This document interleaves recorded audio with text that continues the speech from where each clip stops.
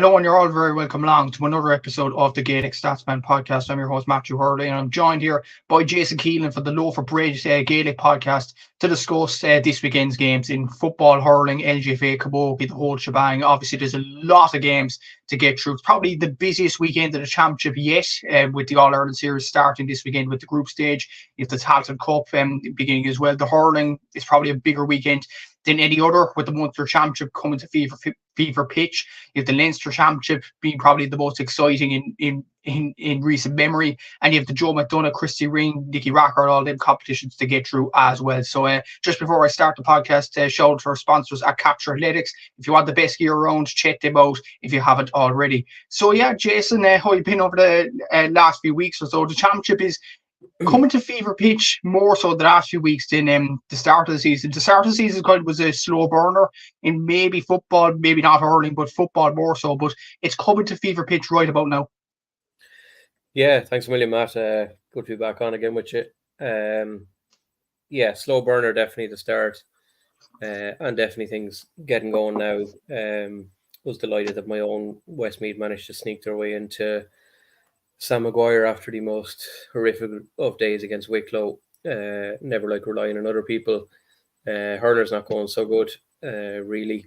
I suppose we get into that. But yeah, the Munster hurling, absolutely brilliant. Leinster hurling, so bizarre in so many ways, which is great. It needed a bit of a boost. It was kind of heading along the same kind of lines nearly as Leinster football there for a while. It's certainly a little bit more interesting now. So yeah, plenty to get through, and hopefully, as you said, this weekend is as exciting as everyone hopes it will be.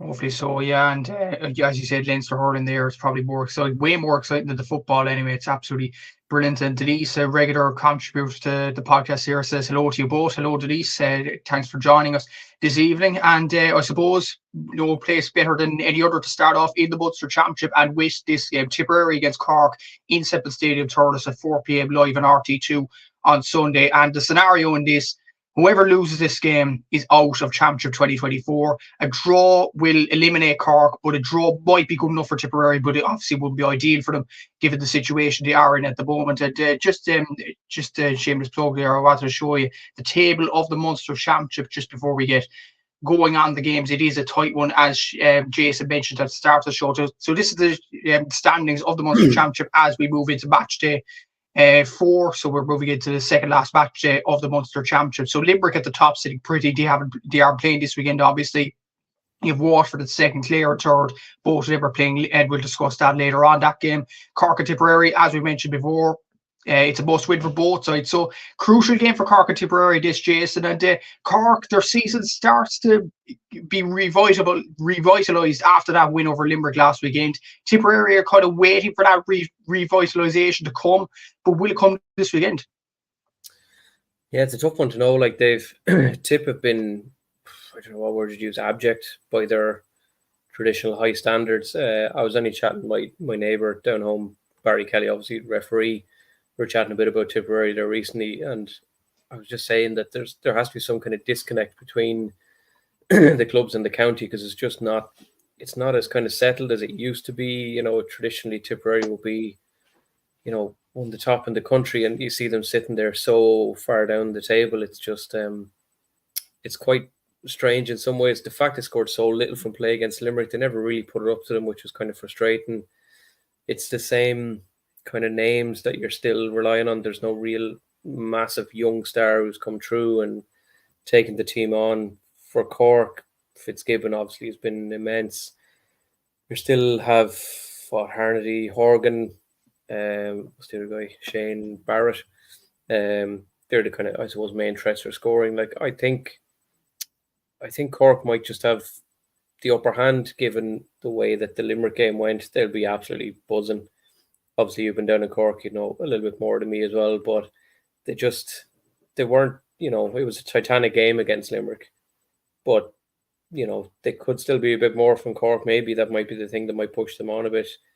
I don't see Tip going anywhere. I could be totally wrong. You know, they could turn up on the day when they need to, but they haven't looked like Tipperary of old, Tipperary that, you know, was chasing all Ireland titles. They look like they're kind of struggling a little bit. I don't know what you think, I suppose, on the Cork end of things, maybe. Yeah, like it was a weird one going into the Limerick game because like the Waterford game, it seemed like the chances were gone to get out of Munster. The Clare game was decided by the big decision with the Sean O'Donoghue red card. And then the Limerick game happened, and it was just a erupting emotion around Parky Keefe. There was no doubt about it. It was something that the park was longing for a long time, that game against Limerick, and it was absolutely brilliant. And even though I've done stats in all the Munster Championship games, and what I noticed was that the trend in this, Cork averaged, I think, around a 70% shot accuracy per game. Tipperary conceded 45 shots against Limerick. They conceded 43 against Waterford. And that's an average of 44 shots a game. If those figures were to come a pass on Sunday, Cork would score about 29 to 31 scores on Sunday. And you'd imagine that would probably be enough to beat Tipperary. And I think the main question from a Tipperary point of view is, what star can come up to the plate? Like Jake Morris has over the last few games, Mark Keogh has as well. But then when you look at the bench, like Patrick Bonner has, John McGrath has, Noel McGrath has in certain aspects of the game, but they have done so for a very long time. Who's going to be the next guy for Tipperary to step up? And that would be the main question for Liam Calsman.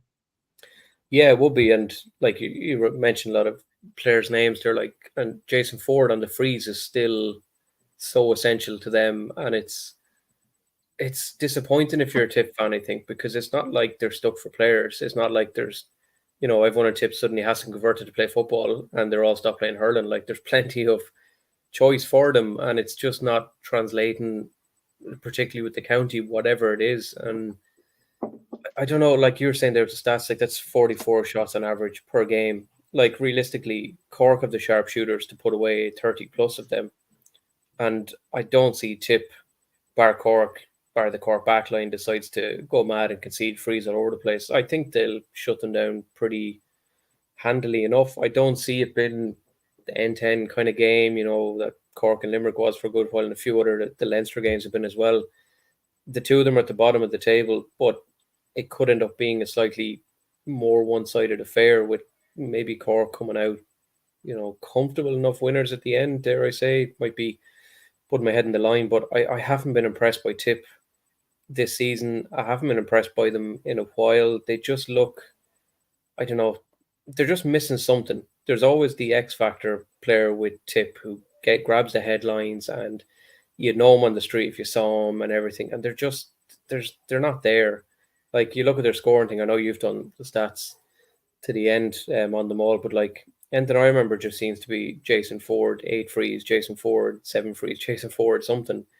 And it's kind of a recurring pattern. So if you're Cork, you just stop giving them frees that are handy, cut out their defenders, cut out the lads who are getting the ball into the forwards. And it shouldn't be, a bad day for Cork, really. But, I suppose it can go either way on the day when it's so big, when there's so much riding on it. Like essentially your season is over in 70 minutes at the end of this. So, one team has to come out in the end. I don't think it's going to be maybe as close a game as some people might think, unless a different Tip turns up, but they've been poor this season so far generally. And the thing you mentioned with Jason Ford and Gerald O'Connor, the other free taker as well, taking frees for Tip, they haven't really hit the lights out when you look at games gone by and free taking shot accuracies and things like that. It's always been, when I do Tip stats and stuff like that, other than the Waterford game, which was an improvement, I would say that. When you look at the Limerick game in the Championship, the Limerick game in the League, and the Clare League game in the semi-final, I think the free accuracy was under 60%, which isn't good enough for senior hurling. So that's a worrying sign from a Tipperary point of view. There's a question coming in from FBA lad about Pat Ryan. Do you lads think that the Limerick game saved Pat Ryan's job? I'll throw that one to you first, I suppose. Like there is an argument there, Dave, because it looked at the first two games that Cork lost. It looked like they were going out of the Munster Championship without a whimper, but now that Limerick game seems to have changed the perspective more than anything in the Cork hurlers. Yeah, like I didn't even think, I suppose, of that saving his job. Maybe like it'd be harsh on him at the same time to get rid of him if they had lost to Limerick. I know they've obviously, bad days before that, but you kind of have to give him a chance at the same time to get players in and get used to his system and his way of playing. But geez, maybe now that it's said, it might actually have saved his job. FPL lad, I don't want to know about Fantasy Premier League anymore. I've quit on that. So, yeah, maybe it did. Like, I don't know, how ruthless are you down in Cork with getting rid of managers these days? I wouldn't say we're too ruthless now ever since the strike days. Like, I'm thinking of the hurling manager, Jimmy Barry Murphy, who was let go after, I think, 3 or 4 years. Kieran Kingston got a second term after his first term. John Boyler, I think, lasted only, 2 seasons in the job, 18 and 19, and won one Munster title. So maybe he was let go pretty early. But to be honest with you, Pat Ryan's still in another year of his contract. I firmly believe, even if they did lose to Limerick, I still think the Cork County Board would have given them another year. And there is some perspectives in Cork that if Pat Ryan is not going to save Cork hurling, the Cork seniors, that is, who else is there too? Yes, there's arguments for Ben O'Connor that does well at the under-20s, but this guy, Pat Ryan, won 2 under-20 All-Irelands in a row. Like, he's definitely the right man for the job. And I suppose the Limerick game in many other standpoints as well, not just for the players and the management, but just to see the crowd from Cork just to get behind their team like that. The Blackrock end, I never seen it erupt as much as it did for Patrick Horgan's penalty. Do you think that could be a thing that drives these Cork players on to a victory in Thurles this Sunday? Yeah, you do need that kind of thing. It doesn't work for every county. Obviously, you can get your phenomenal, once in a season, or like, say, when Westmeath beat Wexford, we thought this is going to be some stepping stone now. And then the next week went out and Antrim hammered us off the park in Mullingar. But for a seasoned, more experienced maybe side like Cork, that might be what spurs them on and gets them over the line against Tip, because they'll know how to use that. Like, it's not, beating Limerick obviously was phenomenal and it's amazing, but it's not like it's the first time the Cork have had, a successful day in hurling when they really needed it. It's a bit different. So yeah, it could be the actual thing that spurs them on. Something might just a click that wasn't clicking for Pat Ryan. Because even though, they weren't shooting the lights out so far this season, they still weren't. I didn't think they were horrific. I know I didn't get to see every minute of every game, but it could be the thing that spurs them on. They might just need a little bit of luck as well. Like, there's a lot of referees who mightn't have gone straight to give a penalty for that against Limerick getting into stoppage time, at the end of a game, even though it certainly absolutely was a stonewall. So maybe it might be the thing that spurs them on. Like, Tip haven't had any of that, and it's too late now. They can't buy it before this game. So yeah, I still, like, as I said, it's all, for me, is pointing towards Cork anyway, but I don't know. Suppose you might have the same feeling, maybe, being a Cork man. Yeah, I'm usually pessimistic about Cork board identity, but to be honest, I think they should win this game against Tipperary. I just think Tip, there might be a bite back from them, but Cork, with that kind of momentum behind them after the Limerick game last week, and with the stats to back it up as well from the last few games, I just feel like there's no way that Tip go on and win this game. And if Cork produce the same intensity as they did against Limerick, I don't think Tip could stop them, honestly. I know it's a Thurles, but there's that kind of argument as well. But before we get out to the Clare and Waterford game, there was actually a post on the Premier View podcast saying that there is potentially going to be more Cork supporters in Thurles rather than Tip. Thoughts on that? Yeah, not surprising. When your tails are up. Like, and Cork they've always been good supporters. They've always been strong supporters. Like, even, I'm trying to think, obviously having family down in Cork, I've been down there a good few times. You'd always enjoy the games. They always travel well. And when you're playing essentially in an early version of a final, which this game is going to be, everyone wants to be there. Like, if your season's going to end, you may as well at least have been at the last game. And Tip are flat. They're not great. They're not enjoyable really to watch. Cork have the tails up. So yeah, Cork people, you definitely want to travel. The weather's going to be decent, hopefully. They're expecting a fast game, in Semple Stadium. They'll want to see their team come out with a win and win comfortably, and they want to be there to see it. And then that leads on to the next day, hopefully. So, yeah. There is a scenario, though, we're both particularly Cork win for this, but there is a scenario where Cork could be massively hurt in terms of getting out of Munster this season, and that is if Waterford managed to beat Clare in this game in Ennis Sunday at 2 p.m. on RT2. Like the Munster Championship, there's all sorts of twists and turns in this, but I'm saying that a Waterford win could hurt Cork in the sense that if Waterford win this game and Clare beat Tipperary on the final match day, and Limerick beat Waterford on the final match day as well, it would leave Clare at 4 points, Cork at 4 points, Waterford at 5, and Limerick at 6. Because Clare beat Cork and Páirc Uí Chaoimh earlier on in the season, Clare will progress in third place. So I think every Cork person would want a Clare win here, but this is a tight one to call. Waterford are no gimmies. They haven't proved it this season. They are a very good side. They haven't proved under Davy Fitz this year, despite having a bit of a low last season. So this should be a tight game. Yeah, it should, and I think we all saw the video of Davy geeing them all up, going into the ground there the last day as well.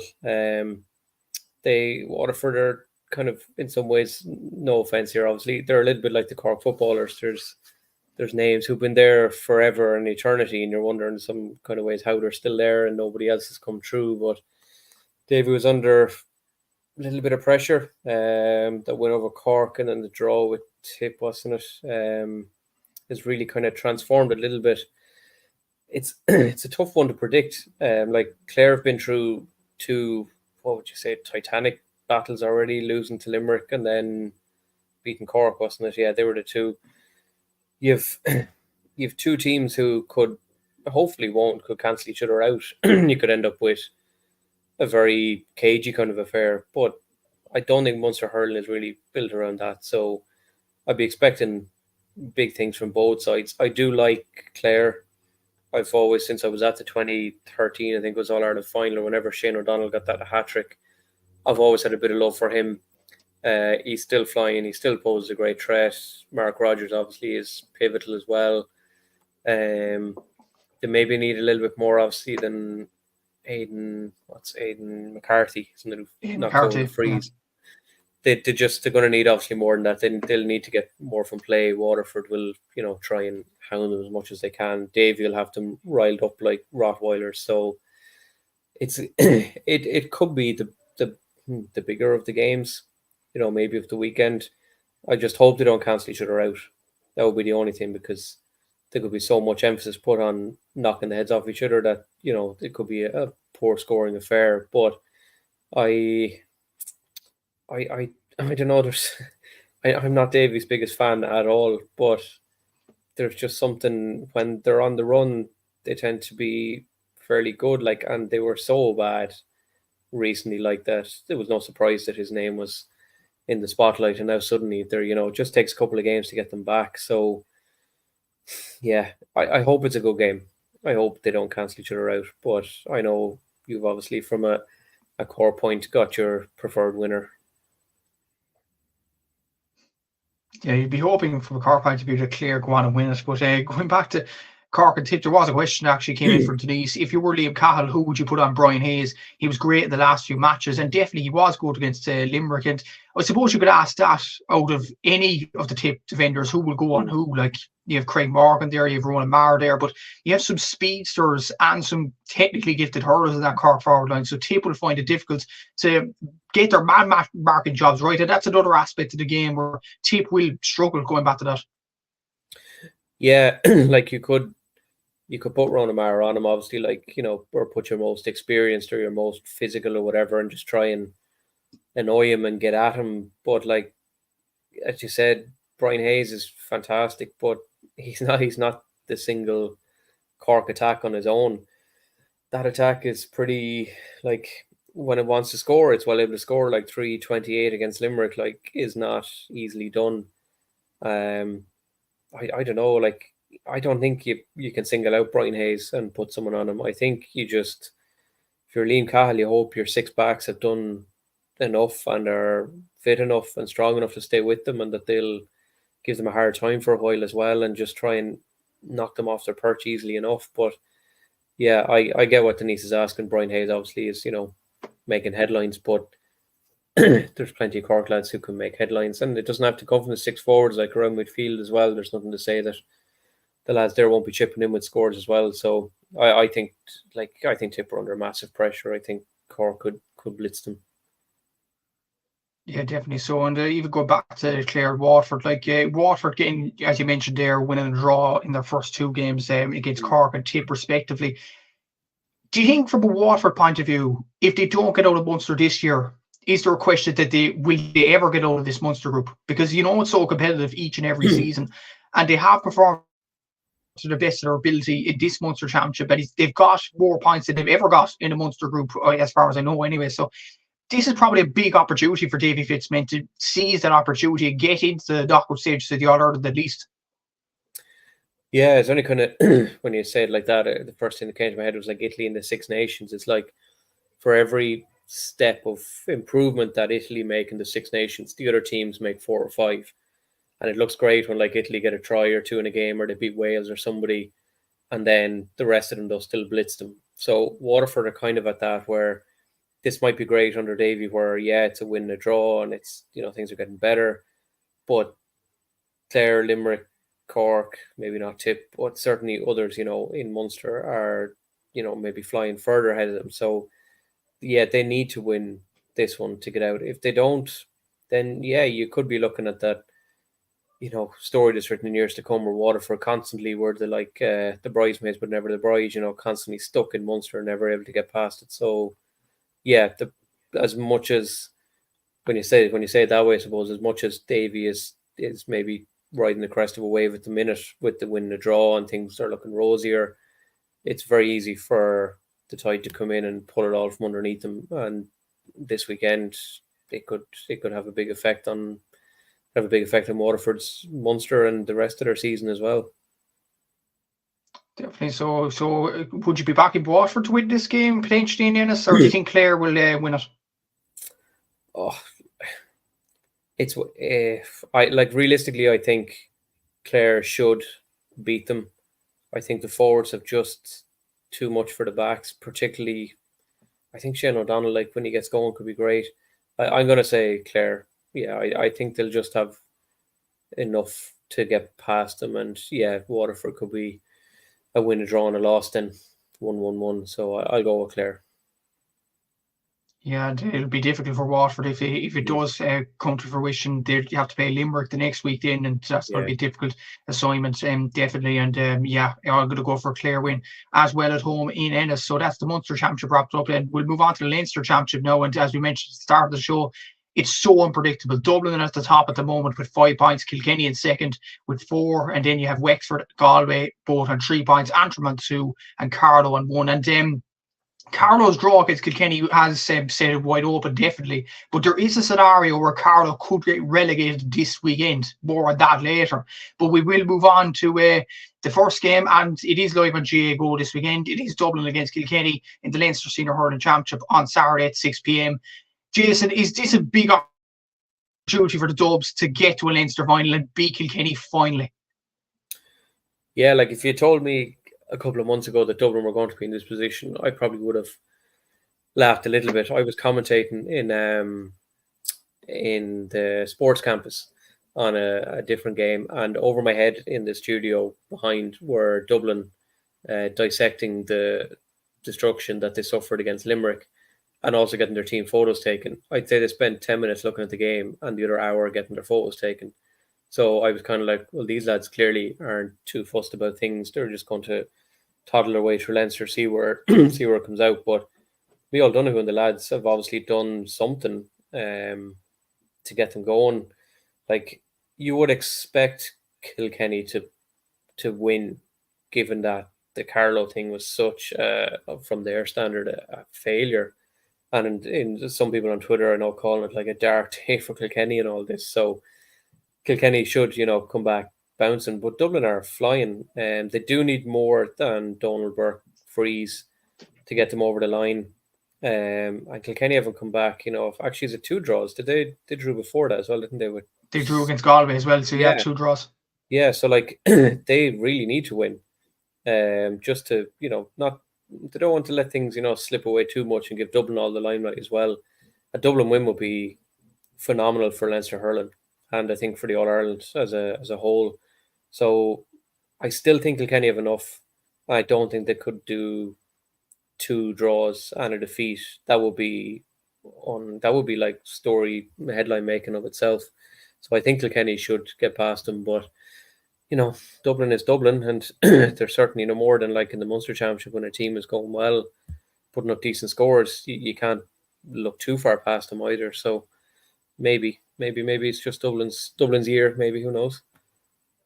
Possibly so, and it could be Dublin's best opportunity to beat Kilkenny in a long time. They haven't beaten them in the Championship, as far as I know, since 2013. That replay where Danny Sutcliffe got the goal in 2013. So it's a long time ago, and Dublin need to get a win against Kilkenny. But just the standpoint from the Cats a minute here, like the Carlow game, there was a few elements of it where it was kind of they lost it was a bit of complacency coming into Kilkenny's game. You look at the sending off for Killian Doyle, you look at the free that equalised it for Carlow through Barty Kavanagh, the one where Tom Phelan throws the slitter into the crowd. Like I looked at that incident, I was like, what is he doing?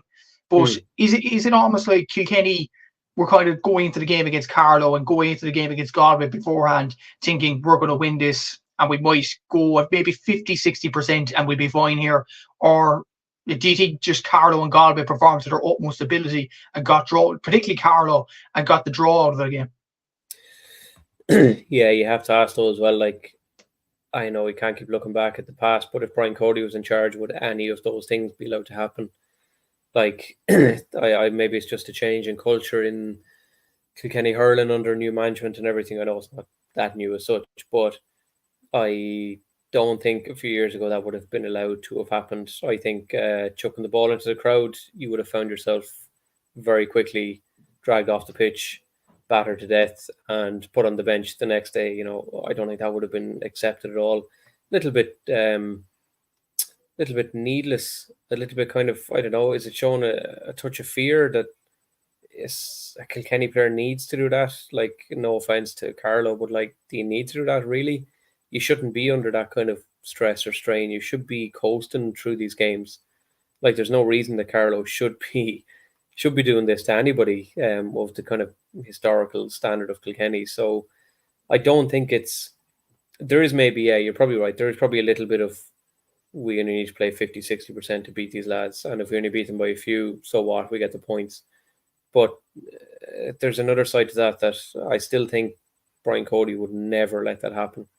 If they're 10 points ahead with 5 minutes left, he wants them to win by 20. Like, that's just the way it is. Like, it's a ruthlessness that's maybe they need to get back, that Kilkenny of old would have had. And now it's great at the other side. It's great for Leinster hurling that Carlow are getting a draw, and that it's not a foregone conclusion that Kilkenny and Galway are going to sail through as usual. So yeah, look, it's not the worst thing in the world, but it is surprising, and it was bizarre. It was a bizarre moment, and the scoreline at the end, when you look at it and you're just like, it's 120 apiece, as opposed to Carlow just lobbing long balls and like we did against Wexford and getting 4 goals. Like, they actually matched them score for score, which is credit to them. Hats off to them that they did it and they stuck with it. But a surprising Kilkenny season so far. It is definitely. Just on Dublin for a bit, they have 3 games played, 5 points on the board, no defeat, 2 wins and a draw against Wexford, obviously. But against Kilkenny and Galway, there is a huge opportunity for Dublin to win those games. And I've been on podcasts so many times with Seamus and with Aaron, and the thing that frustrates them most is they perform well against Carlow, they perform well against Antrim, beating them pretty handily, and then when they come up against Kilkenny or Galway, they're just kind of content, if that's the right word to lose those sorts of games. And you look at the Clare game last year, and it was almost like there was no oomph in them in the quarter-final either. Is this an opportunity for the Dublin players and Micheál Donoghue himself to right those wrongs? Because there's outstanding players in this Dublin team. Conor Burke in midfield, Donald Burke in the forwards, Fergal Whiteley's decent when he does play. Keane O'Sullivan's a very good player. Paul Crummey's very good in the forwards. So is this an opportunity for Dublin to get that win under their belt that they've been craving for such a long time? Yeah, it is. And Micheál Donoghue will draw on his own, Galway experiences as well to motivate them and get them moving, and try and get them over the line, because at this stage it is about literally getting them over the line. Like, it is in their own hands. Kilkenny, he won't be too pushed about the fact that it's Kilkenny. He'll just be looking at his game plan. Let's keep it the way we've been going. I think the Wexford, the draw was a bit frustrating for them. It really could be 3 wins from 3. It's probably ekes at them a little bit. But yeah, certainly they will have to be at their best. Like, there's no doubt about that. Kilkenny aren't going to play this as bad, or, as weak as they did against Carlow. So it's great, I suppose, for Dublin hurling as well. As frustrating that it is when you see the footballers win all the time, it is great for Dublin hurling that they're getting back there a little bit. Me O'Donoghue does well, bringing in lads from different clubs, even like where I teach, like, is not far from Luke and Sarsfield. It's nice to see a few of them, and used to have Liam Rush from Pats and Palmerstown as well. So it's good to see Dublin hurling coming back, because Leinster kind of needs a bit more competition, and this is probably where they're going to get it from. I don't think Carlow, unfortunately, are going to suddenly turn into the Barcelona of hurling in Leinster after a draw with Kilkenny. But yeah, I still think Dublin are going to have to do a lot to get past this Kilkenny. They won't be allowed to play like that again, like they did against Carlow. That was not great at all, really.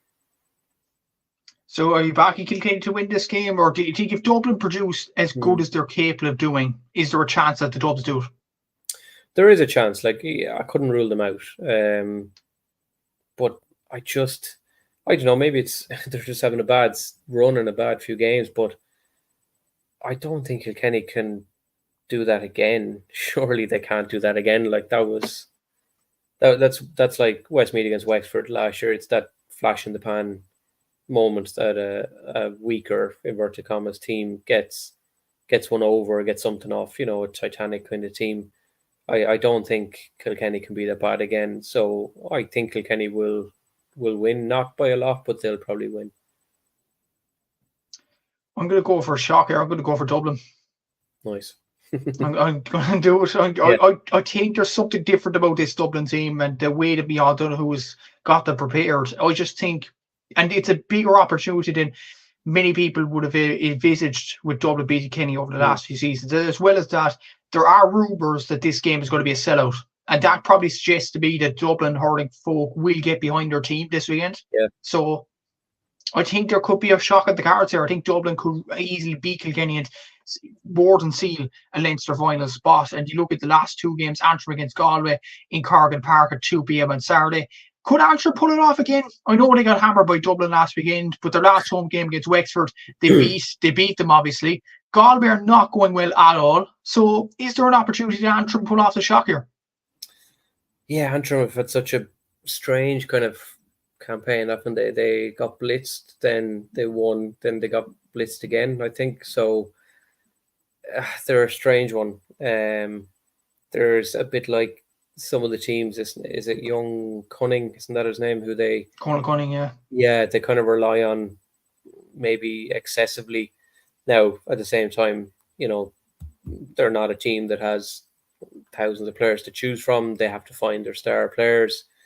Galway, is it in Galway, this one, or where is this one? It's in Corgan Park in Antrim. Oh, fair enough. Be an interesting one for Galway to go up to play with the housing estate around them. So it'll be a different one for them. Like, I don't know if Galway are really that.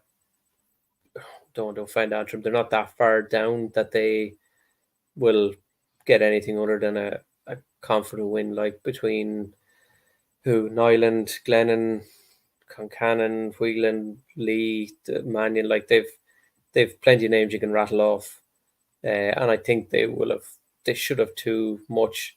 As much as the Leinster Senior Hurling Championship is making very little sense this year, Galway should have enough to get by Antrim realistically. It would be fantastic, and as I said, I think Kilkenny will beat Dublin, but on the record, I actually want Dublin to win. But I would think that Galway will have too much for Antrim. Surely a comfortable victory for them. I think Shefflin has too much at his disposal to let Antrim beat them. Is there an element to this Galway team that they haven't been going well this season, though? Like, in the league, they were very, very inconsistent. They were very poor. Against Wexford, it seemed like even when Wexford went down to 14 men after Keane Byrne got sent off, it was almost like Galway really underperformed even in that period of time. And is there a question mark about Henry Shefflin that as his time as Galway manager goes on, they get worse? Is that an argument to put forward? Yeah, and I think he tries to paper over it. I know it's my own county again, but when I was down in Salt Hill at the opening league game against Westmeath, I thought he used that game as a way to try to paper over a lot of cracks by going 19 points ahead and then bringing on Conor Whelan to make the scoreline look so emphatic.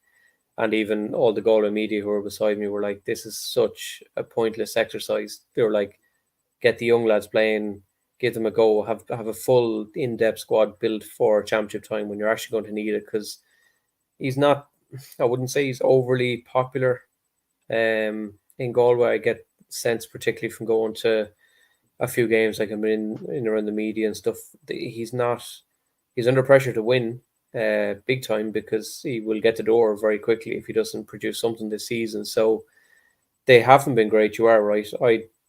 He annoys me a little bit, Shefflin, in his attitude, particularly like that Westmeath one really irked a lot of Galway and Westmeath people. Like, it was so unnecessary, to bring on Conor Whelan and do that. I know his argument is we have to beat who's in front of us, but yeah, I don't think they're playing bad enough though to warrant a defeat against Antrim. I think there's still more than enough there. There's more than enough names in that team that could rattle off plenty scores each.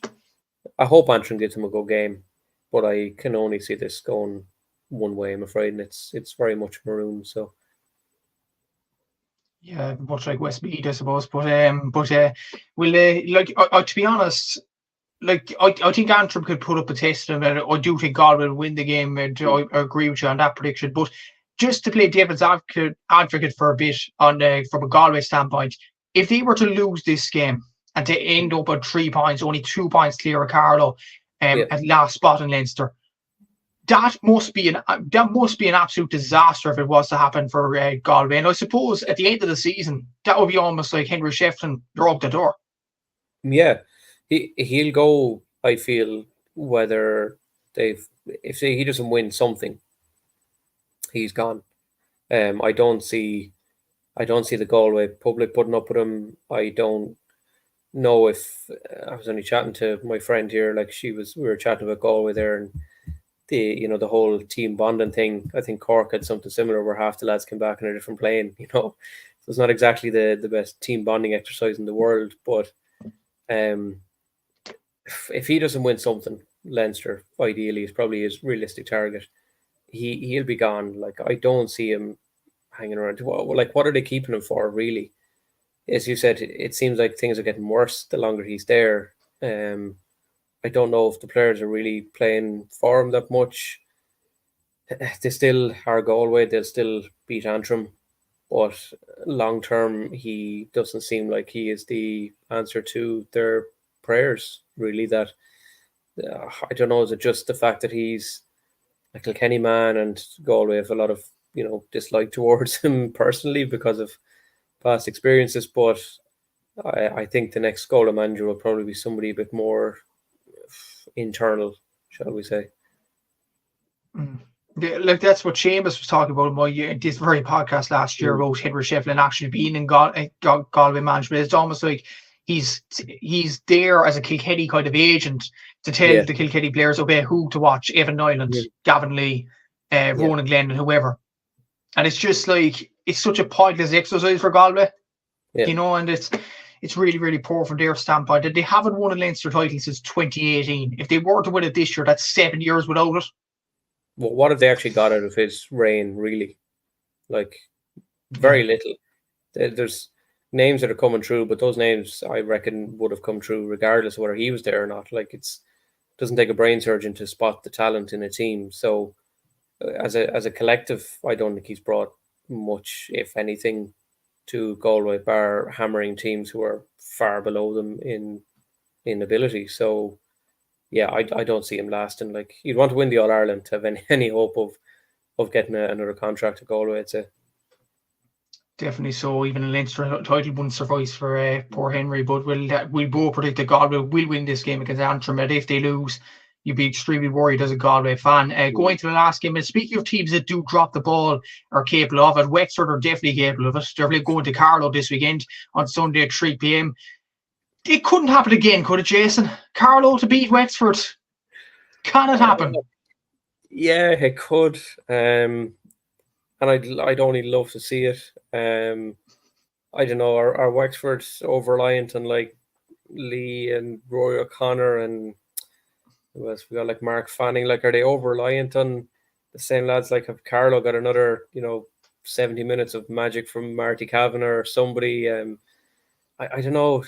It's the one game that stands out where you think Wexford have already suffered, what's the word we used, the ignominy of losing to Westmeath.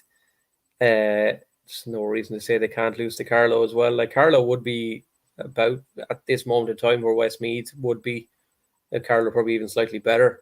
So, yeah, like I'd love to see it happen. I'd love to think that Carlow could keep the tails up from the last day from what they did against Kilkenny, and they'd surely be looking at now going, well, sure, we got a draw against Kilkenny. Wexford are not as good as Kilkenny, so we can definitely beat these lads. So you wouldn't know. I'd love to see it happen. That might be the one that I just go for the bizarre kind of Carlow victory. You're going for Carlow, so to win this game, you're expecting Wexford to drop the ball again? Yeah, they've done it plenty of times before. There's no reason they can't do it again. So let's go for Carlow. Go on to Carlow. Some prediction. We'll see if that's right in the next few weeks. But with Wexford, like it's almost like Seamus really made a very good point. And what's the difference between Dublin and Wexford? Dublin kind of, and he said himself, that Dublin kind of keep the same level of performance, a 6 out of 10, a 7 out of 10, nearly every single game. Wexford produce, let's say, an 8 or a 9 against a Galway, a Dublin on their day, and a Kilkenny. But then they can drop to a 3 or a 4 against Carlow, Westmeath, or Antrim. So it's just a weird kind of enigma with Wexford at the moment. And you wouldn't actually be surprised if Carlow got the win, especially at home and Netwatch Cullen Park this weekend. Yeah, like Wexford have that terrible complacency thing about them as well when they get ahead, particularly against a weaker team. Like they were 19 points ahead of us going into the second half, and we turned around and won by 2. Carlow should kind of look at that and think, even if we do go behind, these lads have a tendency to take the foot off the gas and, let's try and get ourselves back into the game. I don't think Carlow are going to come out and, fire another 120 and blitz Wexford all of a sudden. But I think if they were clever enough to stay in the game for long enough, then who knows how the last quarter could go. It could be another Kilkenny all over again. As long as they just try and stay in it and keep close the whole way through, they could have the firepower at the end just to topple them, because Wexford do panic. They always get scared in the last part of the game when things might be going against them. They're under the cosh a little bit. They're not great at dragging themselves. Lee Chin is great at dragging them out of it.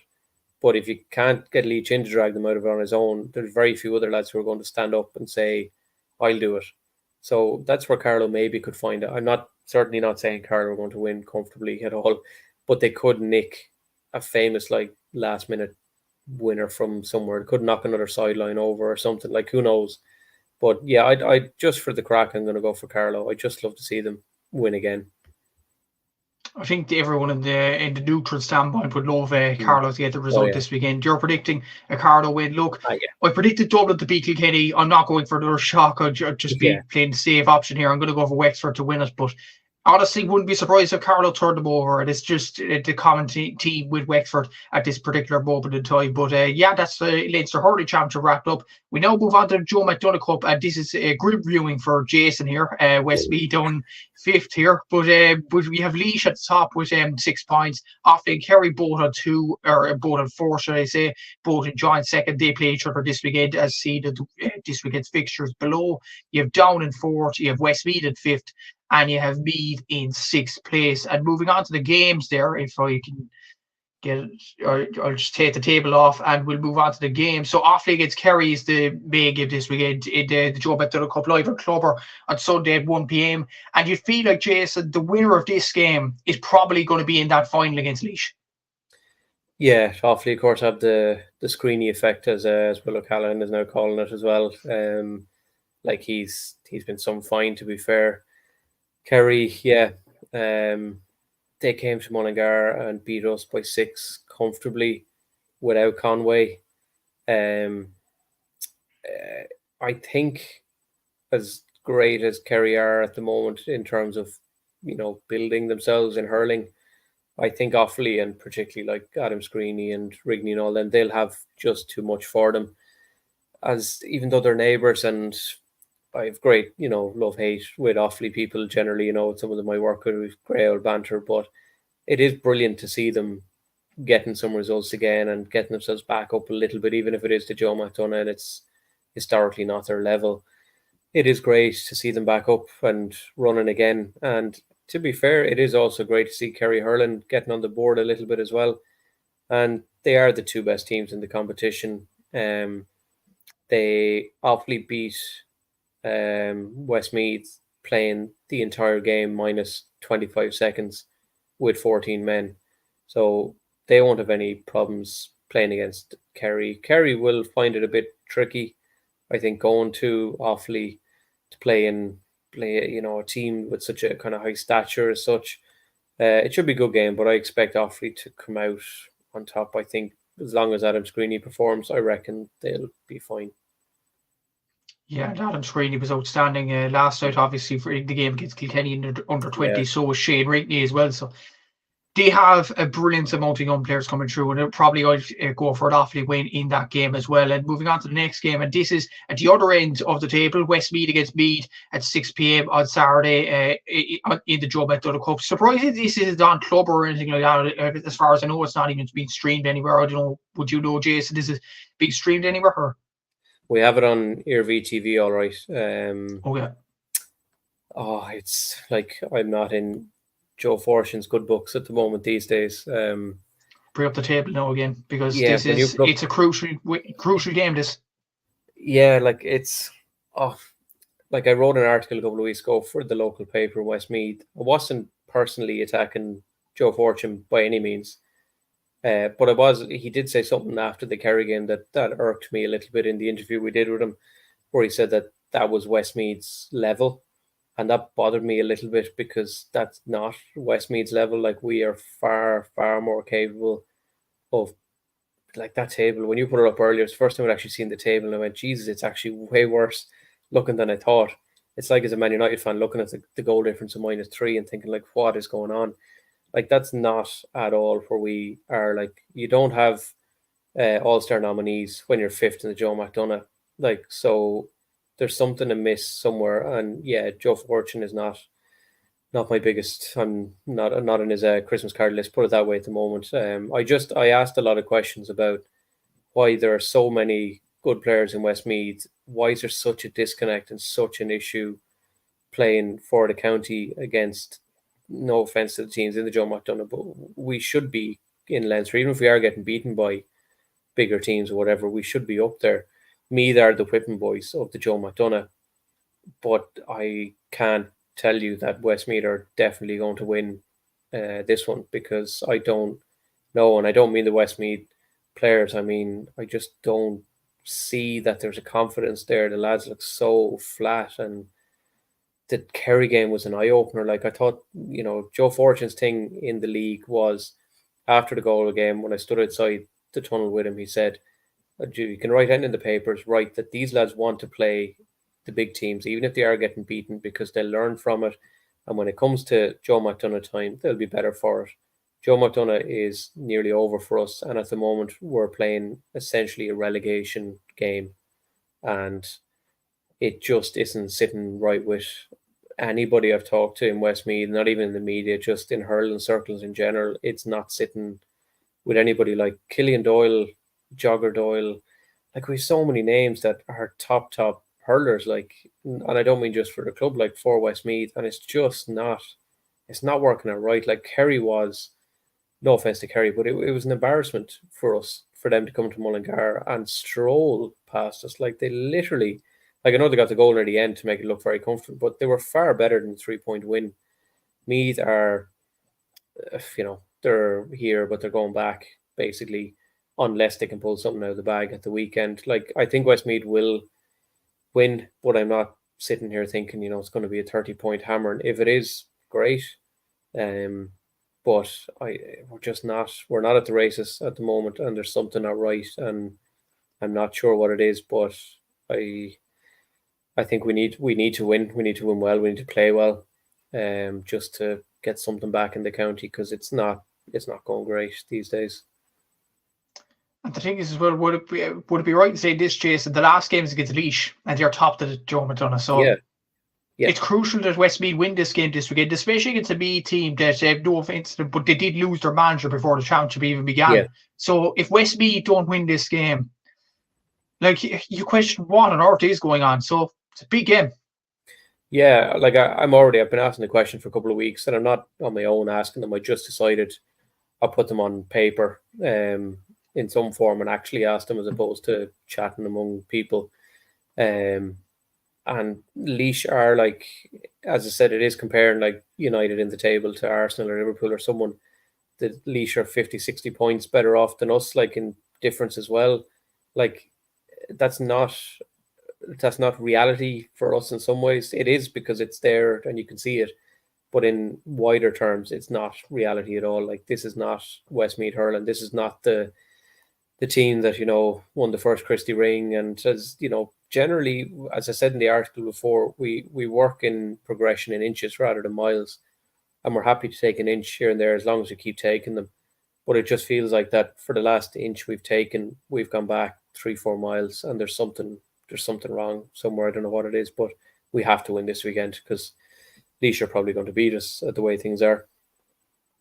That's the thing as well. And just and the league as well, you were very good at Mullingar against Limerick. Yeah. You probably could have beat Tip in Semple Stadium as well. So, like, it would be a disaster for them to go back to the Christy Ring. I don't think it will happen, though. I think they should have enough to beat Meath, but we'll have to see this weekend. Jack with a comment here about Clubber, fair play to Clubber for showing these type of games that would never make it to television. And exactly, Jack. Clubber's a great service, and it definitely is. And obviously, ERV TV, as you mentioned there, Jason, showing the Westmeath game at the weekend.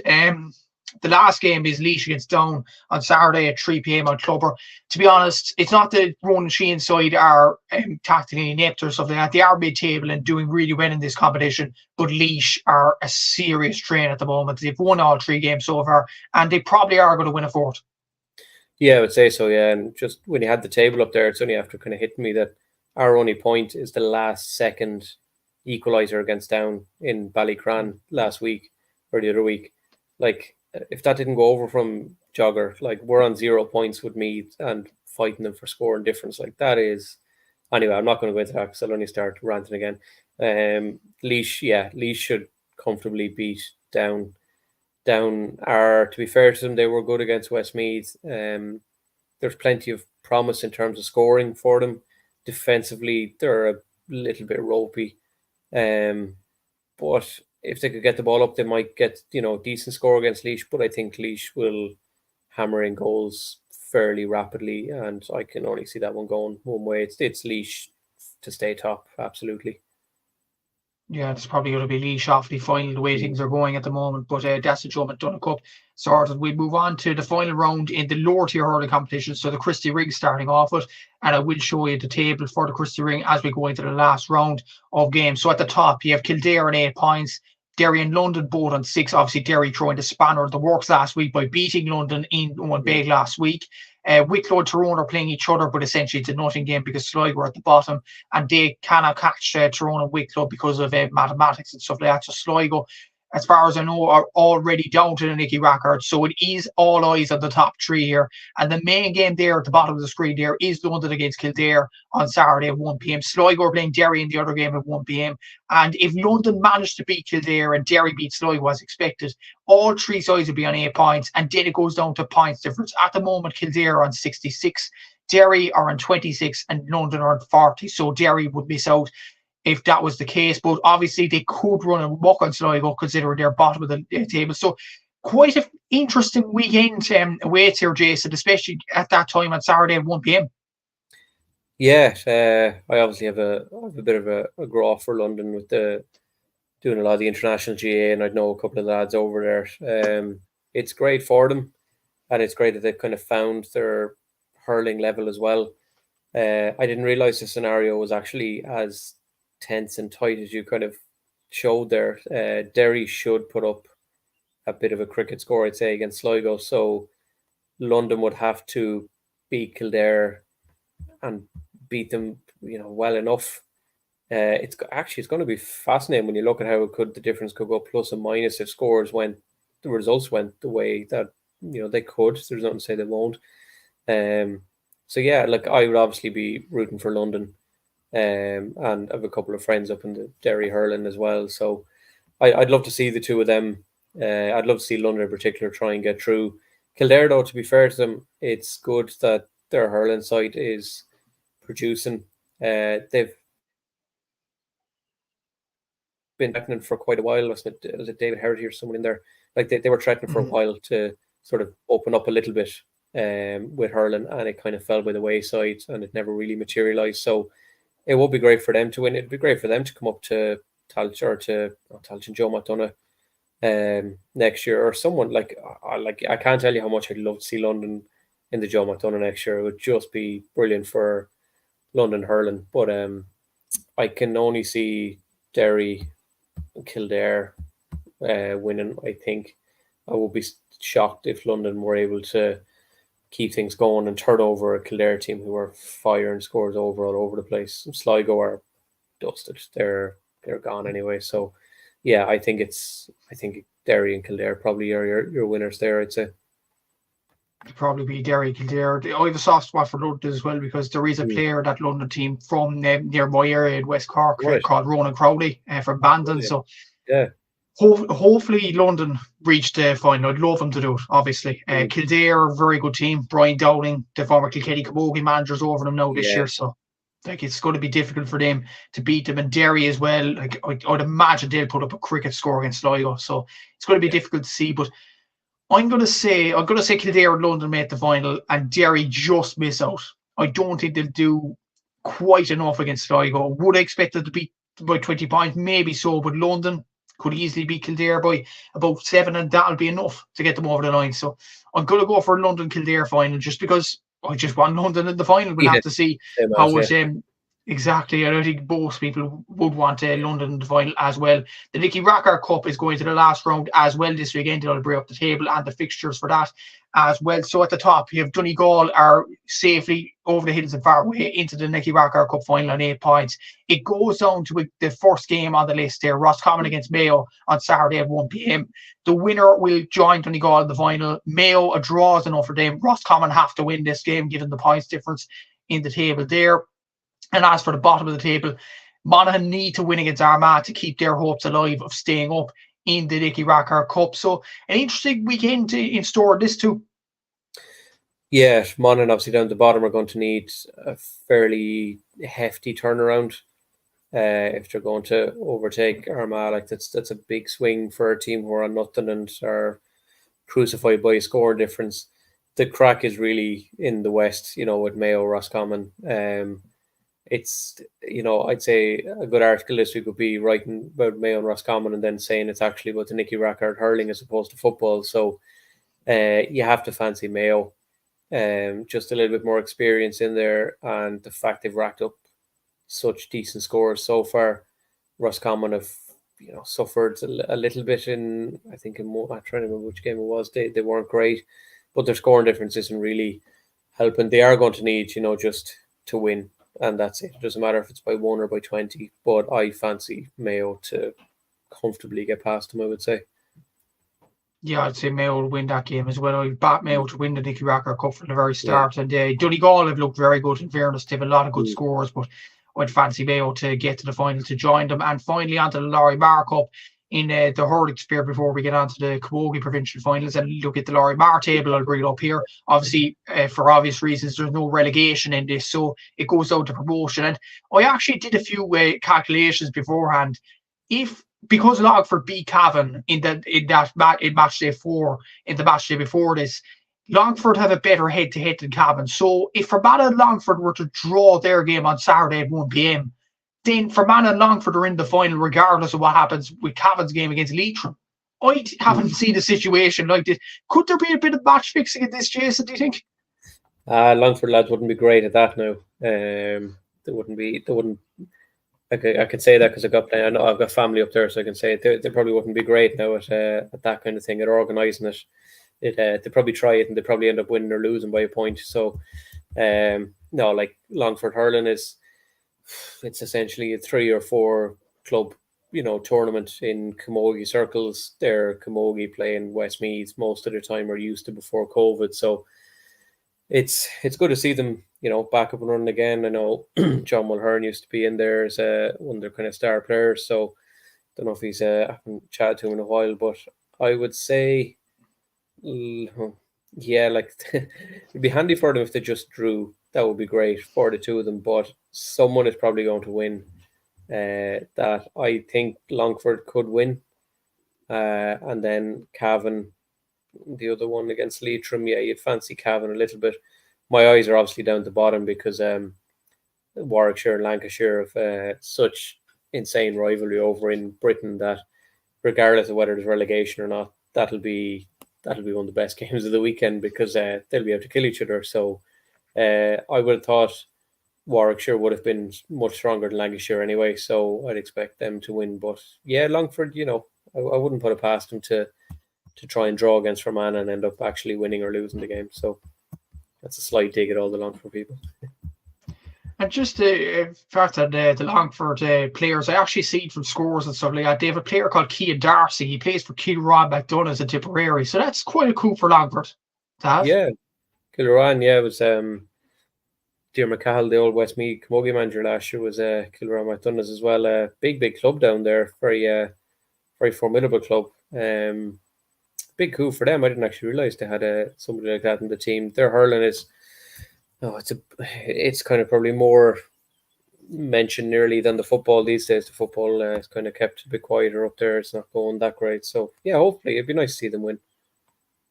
Yeah, exactly. As Denise mentioned there, Cian is immense and he seems to be very good in this campaign as well. And for Kilroy McDonagh in the Tipperary Championship, he was outstanding as well. Before we get on to the football, we'll touch on the Camogie League finals on the senior level anyway. So Dublin against Kilkenny on Saturday at 4 p.m. Obviously, Dublin won the Division 1B title in the league campaign. Kilkenny did have a great league campaign. They did beat Wexford in the semi-final of this competition though. So there is the brilliant players still in this Kilkenny team. They have Pat Chap clear in charge now, and Dublin have a decent team themselves as well. Ashley Barr, Ashley O'Neill, all them players. You would expect Kilkenny to win it, but Dublin really could put up a test to them.